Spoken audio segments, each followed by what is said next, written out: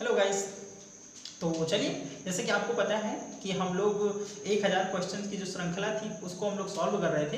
तो उसमें पिछले दिनों हम लोगों ने 8 क्वेश्चंस को सॉल्व कर लिया था। तो हम लोग देखेंगे कि जो नवा क्वेश्चन है वो आपसे क्या कह रहा है, और इस क्वेश्चंस में एक क्वेश्चन में हम लोग इतना कुछ कवर करेंगे कि वो पूरा टॉपिक ही कवर कर लेंगे। हम लोग टॉपिक ही कवर कर लेंगे लालो। तो देख लेना आप लोग आज क्या है टॉपिक में। और हमने कहा था हमारे पढ़ाने का कुछ तरीका ही ऐसा है कि हम एक क्वेश्चन लाते हैं और उस क्वेश्चन से वो टॉपिक को ही क्या कर देते हैं, खत्म कर देते हैं। तो अगर मेरा पढ़ाना आपको अच्छा लग रहा होगा तो एक बार लाइक कर देना बटन पे, ठीक है। एक बार लाइक कर देना। अगर चैनल पे नए हैं तो गाइस चैनल को सब्सक्राइब कर लीजिए, पैसा थोड़ी लगता है। चलिए क्वेश्चन हम लोग देखते हैं क्या लिखा है। अष्टांगिक मार्ग का संबंध किस धर्म से जुड़ा हुआ है? अष्टांगिक मार्ग का जो संबंध है वो किस धर्म से जुड़ा हुआ है? तो ऑप्शन नंबर फर्स्ट देखिए जैन धर्म, दूसरा क्या कह रहा है कि बौद्ध धर्म, और तीसरा हिंदू धर्म, और चौथा सिख धर्म। तो आप लोगों को क्या लगता है कि इसमें कौन सा ऑप्शन जो है वो सही होगा? तो मुझे लगता है कि आप लोग इसका आंसर समझ गए होंगे, इसका आंसर से लगा चुके होंगे। तो इसका आंसर क्या हो जाएगा? बौद्ध धर्म, ठीक है, बौद्ध धर्म। देखो अष्टांगिक मार्ग होता क्या है, ठीक है। तो सबसे पहले तो हम लोग देखेंगे कि जो अष्टांगिक मार्ग है, जो अष्टांगिक मार्ग है, अष्टांगिक मार्ग, इसको गौतम बुद्ध के द्वारा शुरू किया गया। गौतम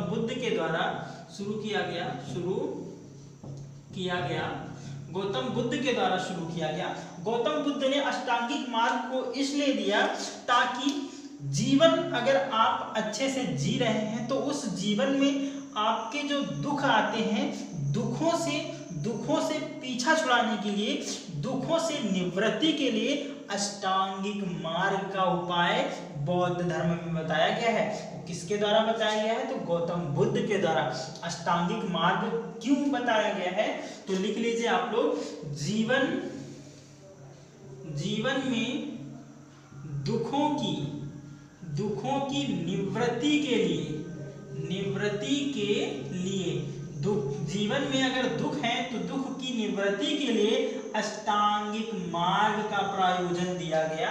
वो प्रयोजन किसके द्वारा दिया गया? तो आप लोग बताओगे गौतम बुद्ध के द्वारा दिया गया। गौतम बुद्ध के द्वारा दिया गया। किस धर्म से संबंधित है? तो आप लोग बताओगे बौद्ध धर्म से संबंधित है। किससे? बौद्ध धर्म से संबंधित है। किससे संबंधित है?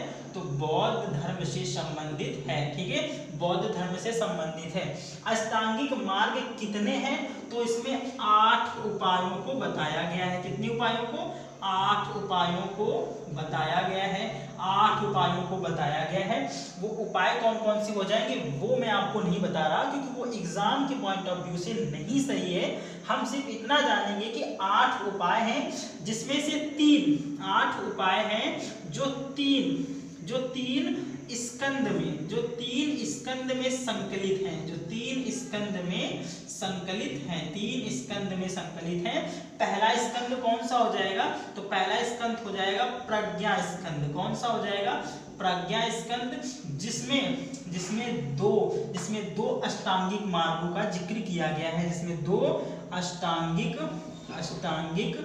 मार्ग का जिक्र किया गया है, ठीक है। इसके बाद जो एक और स्कंद आता है, उसका नाम जो है वो हो जाएगा, प्रज्ञा स्कंद हो गया है। चलिए मैं एक बार देख लेता हूँ जरा, वीडियो की जो लाइट है वो सही प्रॉपर तरीके से आ रही है कि नहीं आ रही है। क्या कोई दिक्कत हो रही है? आप लोग बताइएगा जरा। चलो सही चल रहा है। तो चलिए दूसरा है शील स्कंद। कौन सा है? शील स्कंद। दूसरा कौन सा स्कंद है? तो दूसरा है शील स्कंद। और इसमें तीन अष्टांगिक मार्गों का जिक्र किया गया है। और लास्ट में है समाधि स्कंद। कौन सा? समाधि स्कंद। समाधि स्कंद इसमें भी कितने हैं, तो इसमें भी 3 अष्टांगिक मार्गों का जिक्र किया गया है। कितने, तो 3 अष्टांगिक मार्गों का जिक्र किया गया है। तो अभी तक हमने क्या सीखा, देख लेते हैं जरा। अष्टांगिक मार्ग का संबंध किस धर्म से है, तो आप लोग बताओगे बौद्ध धर्म से। किसके द्वारा दिए गए थे, तो गौतम बुद्ध के द्वारा दिए थे। क्यों दिए गए थे, तो जीवन में दुखों की निवृत्ति के लिए गौतम बुद्ध के द्वारा अष्टांगिक मार्गों को दिया गया। अष्टांगिक मार्ग जो है वो टोटल कितने हैं, 8 हैं, जो 3 स्कंदों में संकलित है। पहला स्कंद प्रज्ञा स्कंद, इसमें 2 अष्टांगिक मार्गों का जिक्र है। दूसरा है शील स्कंद, इसमें 3 अष्टांगिक मार्गों का जिक्र है। और तीसरा है समाधि स्कंद, इसमें भी 3 अष्टांगिक मार्गों का जिक्र किया गया है। सॉरी, चलिए आगे हम लोग देखते हैं कि गौतम बुद्ध के बारे में। गौतम बुद्ध के बारे में बात अगर करते हैं हम लोग, गौतम बुद्ध के बारे में सब लोग जानते होंगे, लेकिन क्या आप जानते हैं जो मैं पढ़ाने जा रहा हूं, ठीक है। आप कितना जानते हैं आप लोग देख सकते हैं यहाँ से, ठीक है। तो गौतम बुद्ध का जो जन्म है, गौतम बुद्ध का जो जन्म है वो 563 ईसा पूर्व, 563 ईसा पूर्व, 563 ईसा पूर्व, 563 ईसा पूर्व कहाँ पर होता है, तो आप लोग बताओगे लुम्बिनी में। कहाँ होता है, लुम्बिनी में। कहाँ होता है, लुम्बिनी में। लुम्बिनी है कहाँ पर वर्तमान में, तो आप लोग बताओगे नेपाल में स्थित है। कहाँ स्थित है, नेपाल में स्थित है। लुम्बिनी कहाँ स्थित है, नेपाल में स्थित है। ओके, नेपाल में स्थित है। अच्छा, जब इनका जन्म हुआ तब इनकी माता का देहांत हो गया, यानी कि 7 दिनों के बाद इनकी माता का क्या हो जाता है, देहांत हो जाता है। तो इनकी माता का नाम क्या हो जाएगा, माता का नाम हो जाएगा महामाया देवी। क्या हो जाएगा, महामाया देवी, ठीक है। महामाया देवी इनकी माता का नाम हो जाएगा। जबकि इनके पिता का नाम हो जाएगा शुद्धोधन, ठीक है। क्या हो जाएगा, शुद्धोधन, ठीक है। इनके पिता का नाम क्या हो जाएगा, शुद्धोधन हो जाएगा। और मैंने आपको कहा कि जो माता थी वो 7 दिन के बाद ही गुजर गई थी, ठीक है। 7 दिन के बाद ही गुजर गई। तो इनका पालन पोषण कौन करेगा, तो इनकी मौसी के द्वारा, ठीक है। इनकी मौसी के द्वारा, मौसी का नाम था महाप्रजापति गौतमी, ठीक है। महाप्रजापति गौतमी के द्वारा इनका क्या किया गया, तो इनका पालन पोषण किया गया। जो इनकी कौन थी, तो जो इनकी मौसी थी, ठीक है, जो इनकी मौसी थी। गौतमी गोत्र में जन्म लेने के कारण गौतम बुद्ध को गौतमी भी कहा जाता है। क्या कहा जाता है, गौतमी भी कहा जाता है। क्यों, क्योंकि इन्होंने क्या किया था, गौतम कुल में जन्म लिया था, इसलिए इन्हें गौतमी भी कहा जाएगा। गौतम जो है वो क्षत्रिय घराने में एक शाक्य नामक कुल होता है, उसे क्या कहते हैं, उस समय उस कुल के लोग अपने आप को गौतम लगाते थे, क्षत्रिय लोग। और आज भी कुछ जो क्षत्रिय हैं वो अपने नाम के आगे जो है वो गौतम या फिर लास्ट में गौतम लगाते हैं। चलो हम लोग आगे बढ़ते हैं और बौद्ध धर्म के बारे में और जानकारी देखते हैं कि माता का नाम महामाया देवी था, पिता का नाम शुद्धोधन था, उनकी मौसी का नाम महाप्रजापति गौतमी था। इसके बाद 16 वर्ष की आयु में इनका विवाह हो जाता है, ठीक है। विवाह होने के बाद इनसे एक पुत्र उत्पन्न होता है जिसका नाम था राहुल। जिसका नाम क्या था, राहुल था। और राहुल की माता का नाम क्या होता है, तो राहुल की माता का नाम होता है यशोधरा। क्या होता है, यशोधरा, ठीक है। ये कौन है, तो ये राहुल की माता है, अर्थात गौतम बुद्ध की पत्नी, ठीक है। बुद्ध की पत्नी कौन हो जाएगी, तो यशोधरा हो जाएगी। और राहुल की कौन हो जाएगी, तो माता हो जाएगी, क्योंकि राहुल जो है वो गौतम बुद्ध का क्या है, पुत्र है, ठीक है। लेकिन 29 वर्ष की आयु में 29 वर्ष की आयु में इन्होंने गृह त्याग कर दिया। ठीक है, गृह त्याग कर दिया। किसने? तो गौतम बुद्ध ने गृह त्याग कर दिया और 7 वर्षों तक भटकते हुए 6 वर्षों में तपस्या के दौरान साल वृक्ष के नीचे इनको ज्ञान की प्राप्ति हो जाती है। ज्ञान की प्राप्ति हो जाती है। किस वृक्ष के नीचे? तो आप लोग बताएंगे साल वृक्ष के नीचे। और लालो, मैंने आपको जब जैन धर्म पढ़ाया था तो मैंने आपको महावीर स्वामी के बारे में बताया था। उनको जो ज्ञान की प्राप्ति होती है वो पीपल के वृक्ष के नीचे होती है, जबकि इनको जो है वो साल वृक्ष के नीचे प्राप्त होती है। ठीक है, साल वृक्ष के नीचे इनको क्या होती है? ज्ञान की प्राप्ति होती है। ठीक है, ये जो ज्ञान की प्राप्ति होती है किस दिन होती है? तो आप लोग बताओगे वैशाख पूर्णिमा के दिन। किस दिन? वैशाख पूर्णिमा के दिन। वैशाख पूर्णिमा के दिन इसको क्या होती है? इनको ज्ञान की प्राप्ति होती है। और एक बात याद रखना लालो, जो इनका जन्म होता है ना, वो भी कब होता है? तो वो भी वैशाख पूर्णिमा को होता है। वैशाख पूर्णिमा को होता है। वैशाख पूर्णिमा को क्या होता है? इनका जन्म होता है। और वैशाख पूर्णिमा के ही दिन इनको क्या होती है? इनको ज्ञान की प्राप्ति होती है। इसके बाद 35 वर्ष की आयु में 35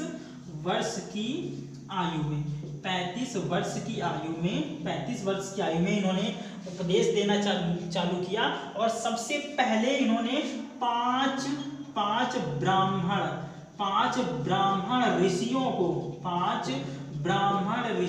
उपदेश दिया। 5 ब्राह्मण ऋषियों को उपदेश दिया। और इस घटना को बौद्ध धर्म में धर्म चक्र प्रवर्तन के नाम से जाना जाता है। किस नाम से जाना जाएगा? धर्म चक्र प्रवर्तन के नाम से जाना जाएगा। ठीक है, 5 ब्राह्मण ऋषियों को पहला उपदेश दिया। किसने? गौतम बुद्ध ने। और इस घटना को बौद्ध धर्म में क्या कहा जाएगा? तो धर्म चक्र प्रवर्तन कहा जाएगा। धर्म चक्र प्रवर्तन कहा जाएगा। तो आप लोगों को इतना समझ में आ गया हो तो आप लोग एक बार मैं फिर से आपको रिवीजन करा रहा हूं। और आप लोग रिवीजन करने के बाद आप लोग स्क्रीनशॉट भी ले सकते हैं और कॉपी में इसको नोट करते चलिएगा। तो चलिए मैं फिर से बता रहा हूँ, अष्टांगिक मार्ग का संबंध किस धर्म से जुड़ा हुआ है? तो आप लोग बताओगे अष्टांगिक मार्ग का जो संबंध है वो बौद्ध धर्म से जुड़ा हुआ है। अष्टांगिक मार्ग का संबंध होता क्या है इससे, किस लिए इसको दिया गया? तो आप लोग बताओगे जीवन में दुखों की निवृत्ति के लिए अष्टांगिक मार्गों का उपाय बताया गया है, जिससे व्यक्ति है जो है वो अपने दुखों से क्या कर सके? आगे बढ़ सके। 8 उपायों को बताया गया है, जिसमें 3 स्कंद हैं। कौन कौन से? प्रज्ञा, शील और समाधि। पहले में 2, तीसरे में 3 और दूसरे में 3 और तीसरे में भी 3 उपायों का जिक्र किया गया है। मैंने बताया गौतम बुद्ध क्षत्रिय घराने में शाक्य कुल में पैदा होने के कारण इनको गौतम कहा जाता था। और गौतमी कुल में पैदा होने के कारण, क्योंकि महाप्रजापति गौतमी जो थी, इसलिए इनको गौतमी कहा जाता है। जन्म कब होता है? तो 563 ईसा पूर्व होता है, वैशाख पूर्णिमा के दिन। नेपाल में स्थित लुम्बिनी में होता है। माता का नाम क्या था? महामाया देवी। और पिता का नाम क्या था? शुद्धोधन था। पिता का क्या नाम था? शुद्धोधन था। जब ये 7 दिन के थे तभी इनकी माता महामाया देवी की क्या हो जाती है? मृत्यु हो जाती है। और 16 वर्ष की आयु में इनका विवाह कर दिया जाता है, जिनसे एक पुत्र उत्पन्न होता है राहुल। राहुल की माता का नाम क्या होता है? यशोधरा। यशोधरा होती है बुद्ध की पत्नी। 29 वर्ष की आयु में इन्होंने गृह त्याग कर दिया। और गृह त्याग करने के बाद 7 वर्षों तक इधर उधर भटकने के बाद 6 वर्ष घोर तपस्या के दौरान साल वृक्ष के नीचे इनको ज्ञान की प्राप्ति होती है। और वैशाख पूर्णिमा के दिन, कब? वैशाख पूर्णिमा के दिन होती है 35 वर्ष की आयु में। तो आप लोग यहाँ से जोड़ सकते हैं 29, 31 और 6, यानी कि 6 वर्ष में तपस्या की। 7 वर्ष इसलिए जोड़ा गया है क्योंकि 6 वर्ष तपस्या के बाद जब ज्ञान प्राप्त हो गया था तो 1 वर्ष जो है ये एक वर्ष जो है, एक वर्ष में ये कहाँ से कहाँ वाराणसी आए और वाराणसी में सारनाथ में पहला उपदेश दिया। ठीक है, तो धर्मचक्र प्रवर्तन उसको कहा जाता है। तो 35 वर्ष की आयु में 5 ब्राह्मण ऋषियों को इन्होंने अपना पहला उपदेश दिया, और जब उपदेश दिया तो वो उपदेश कहाँ दिया, तो वाराणसी में। कहाँ पर? वाराणसी के सारनाथ में। कहाँ पर? वाराणसी के सारनाथ में। ठीक है, वाराणसी के सारनाथ में। तो आप लोग इसका स्क्रीनशॉट ले सकते हैं। चलिए गाइस, आप लोग स्क्रीनशॉट ले लीजिए इसका, और अगर स्क्रीनशॉट ले चुके हो तो मैं इसको रफ कर दूं। ओके, चलो मैं रफ करता हूं। तो अगर आपको वीडियो समझ में आ रहा है, आपको अगर वीडियो अच्छा लग रहा है, तो मैं आपसे रिक्वेस्ट करता हूं कि आप लोग वीडियो को ज़्यादा से ज़्यादा शेयर करिए और वीडियो को पूरा वॉच करिए अंत तक, क्योंकि पूरा नहीं वॉच करेंगे तो कैसे मजा आने वाला है। अगर आप लोग पूरा वॉच करेंगे तभी तो समझ में आएगा ना। बीच से या फिर आधा वॉच करने से क्या फायदा है? इससे अच्छा आप लोग वीडियो को ओपन ही ना करिए। ठीक है, देखना है तो पूरा देखिएगा, और शेयर, लाइक, सब्सक्राइब बिल्कुल कर दीजिएगा। ओके, तो हम लोग अभी कहाँ तक पहुंचे? सारनाथ में। ठीक है, इसके बाद क्या होता है, गौतम बुद्ध जो है, गौतम बुद्ध 483 ईसा पूर्व, कब? 483 ईसा पूर्व अपने जीवन के अंतिम दिनों में, अपने जीवन के अंतिम दिनों में हिरण्यवती नदी के किनारे चले गए। हिरण्यवती नदी के किनारे चले गए, जो कहाँ स्थित है? जो कुशीनगर में स्थित है, जो कुशीनगर में बहती है। कुशीनगर कहाँ है? तो आप लोग बताओगे उत्तर प्रदेश में है। कहाँ पर है? उत्तर प्रदेश में। ठीक है, कुशीनगर कहाँ है? उत्तर प्रदेश में है। ठीक है, कौन सी नदी? हिरण्यवती के नदी के किनारे अंतिम दिनों में गौतम बुद्ध क्या हो गए? चले गए, और यहीं पर 483 ईस्वी में, 483 ईसा पूर्व में इनकी क्या हो गई? इनकी मृत्यु हो गई। ठीक है, इनकी मृत्यु हो गई। तो 563 में जन्म हुआ, 483 ईसा पूर्व में क्या हो जाती है? इनकी मृत्यु हो जाती है। कहाँ पर मृत्यु हुई? तो कुशीनगर में हुई। कुशीनगर कहाँ स्थित है? उत्तर प्रदेश में स्थित है। इनकी मृत्यु जब हुई तो इस घटना को बौद्ध धर्म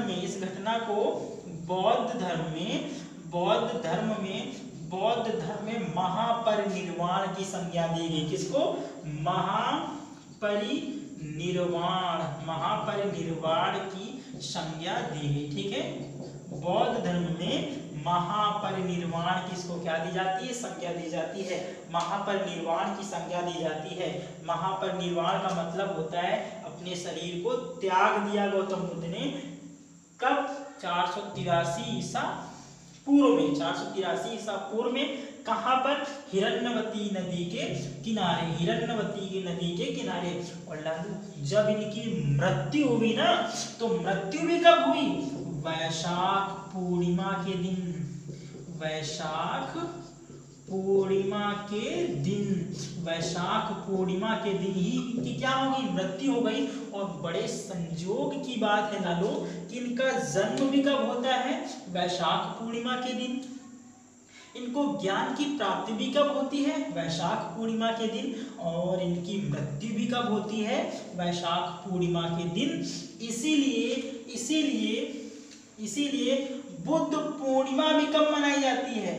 बुद्ध पूर्णिमा जो है वैशाख पूर्णिमा के दिन भी मनाई जाती है। इसलिए गौतम बुद्ध की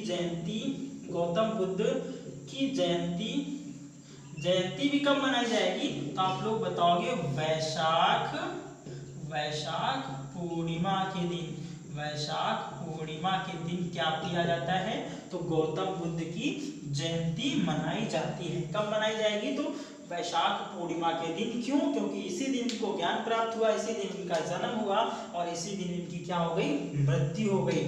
जब गौतम बुद्ध की मृत्यु हुई तो इनके शरीर के अवशेषों को 8 हिस्सों में बांट दिया गया। कितने हिस्सों में बांटा गया? तो 8 हिस्सों में। कितने हिस्सों में? 8 हिस्सों में बांट दिया गया। 8 हिस्सों में बांट दिया गया। और वो जो 8 हिस्से थे उसको 8 अलग अलग स्थानों में, 8 अलग अलग स्थानों में दफनाया गया, दफनाया गया, 8 अलग अलग स्थानों में दफनाया गया, 8 अलग अलग स्थानों में दफनाया गया। ठीक है, 8 अलग अलग स्थानों में क्या कर दिया गया, दफनाया गया। और जब गौतम बुद्ध की मृत्यु होती है तो उसके 13वें दिन, उसकी यानी कि हम लोग अपनी भाषा में कहें तो 13 उसको बोलते हैं, यानी 13वें दिन एक संगीति का आयोजन किया गया। इसको बोलते हैं प्रथम बौद्ध संगीति। कब? प्रथम बौद्ध संगीति, प्रथम बौद्ध संगीति। ठीक है, प्रथम बौद्ध संगीति कब आयोजित की गई? इनकी मृत्यु कब होती है? 483 ईसा पूर्व में। तो कब आयोजित की जाएगी? तो 483 ईसा पूर्व में। ठीक है, 483 ईसा पूर्व में। कहां पर की जाएगी? तो आप लोग बताओगे राजगृह में की जाएगी। कहां की जाएगी? राजगृह में की जाएगी। उस समय शासक कौन होगा? तो उस समय शासक होगा कौन? तो आप लोग बताओगे अजात शत्रु। कौन? अजात शत्रु उस समय कौन हो जाएगा? तो शासक हो जाएगा। यानी प्रथम बौद्ध संगीति आप लोग बताएंगे 483 ईसा पूर्व में राजगृह में अजात शत्रु नामक जो शासक था उसके शासनकाल में हुई। आप लोगों को ये याद रहे या ना याद रहे, लेकिन ये जरूर याद होना चाहिए कि प्रथम बौद्ध संगीति कब हुई, द्वितीय बौद्ध संगीति कब हुई, तृतीय बौद्ध संगीति कब हुई और चतुर्थ बौद्ध संगीति कब हुई। तो दूसरी बौद्ध संगीति देखिए, इसके बाद आती है द्वितीय बौद्ध संगीति। कब? द्वितीय बौद्ध संगीति। द्वितीय जो बौद्ध संगीति है वो होती है 383 ईसा पूर्व। 383 ईसा पूर्व होती है।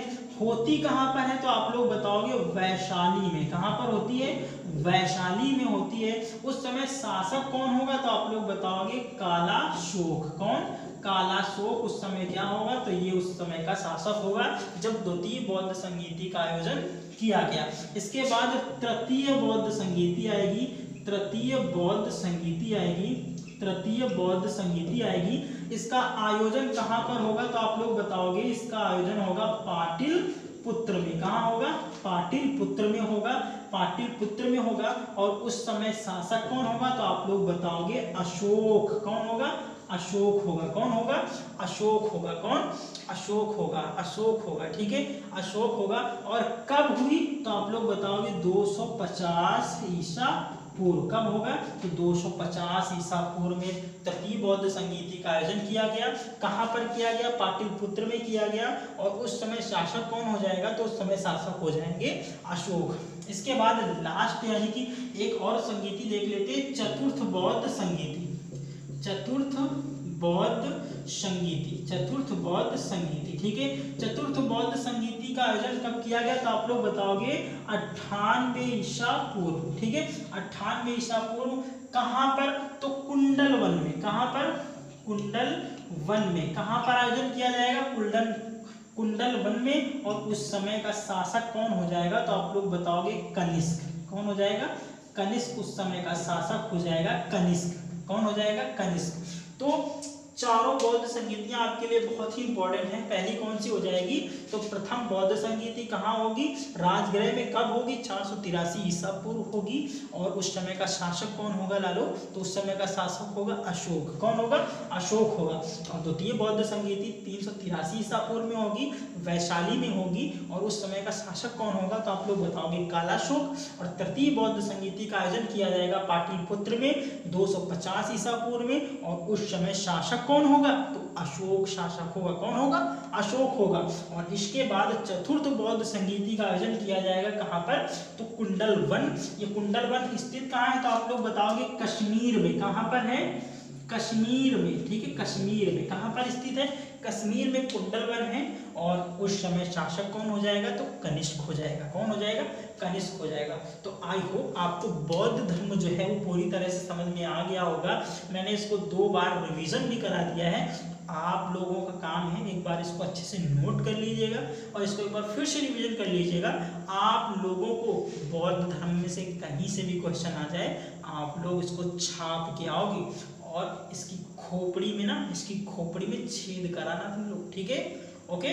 तो मिलते हैं हम लोग नेक्स्ट वीडियो के साथ, नेक्स्ट क्वेश्चन के साथ। तब तक के लिए आप लोगों से विदा चाहता हूँ और आप लोग वीडियो को ज़्यादा से ज़्यादा प्यार दें और वीडियो को ज़्यादा से ज़्यादा शेयर करें, ठीक है। तो चलिए, आप लोगों को अगर स्क्रीनशॉट लेना है तो आप लोग ले सकते हैं। तब तक के लिए बाय, टेक केयर।